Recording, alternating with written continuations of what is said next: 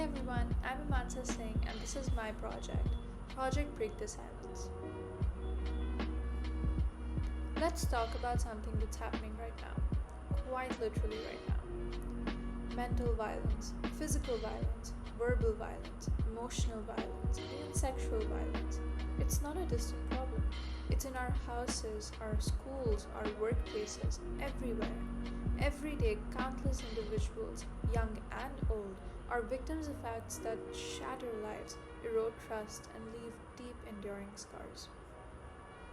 Estimates published by WHO indicate that globally about 1 in 3 women, or which is about 30% of women worldwide, have been subjected to either physical or sexual intimate partner or non partner sexual violence in their lifetime.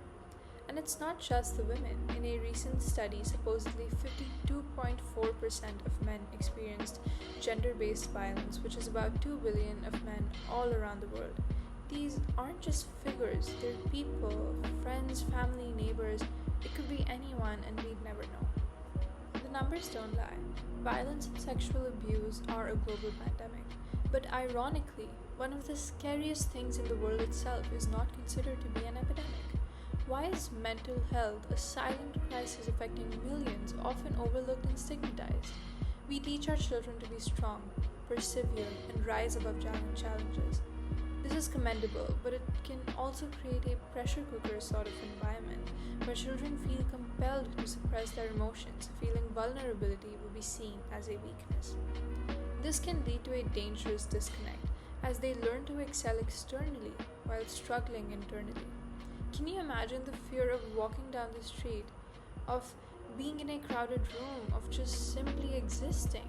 This is the reality for far too many.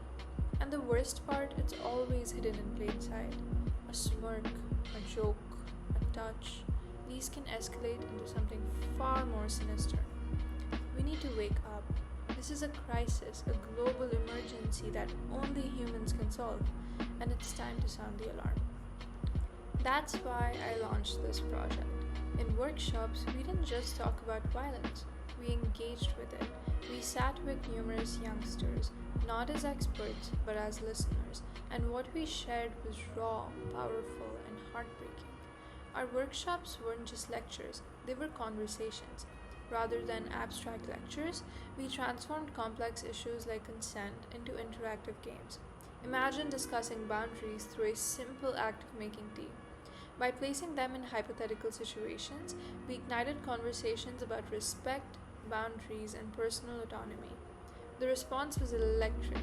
Laughter mingled with profound insights as young minds grappled with these concepts. Their enthusiasm was contagious, transforming the classroom into a safe space for open dialogue.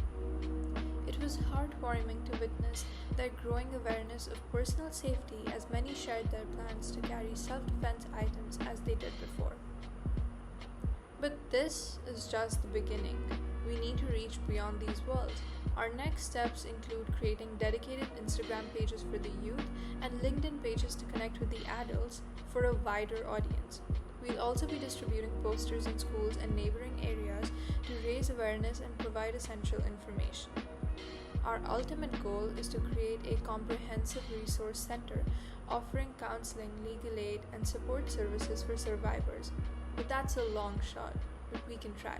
We believe that by addressing the issue on multiple fronts, we can make a significant impact and create a safer world for everyone.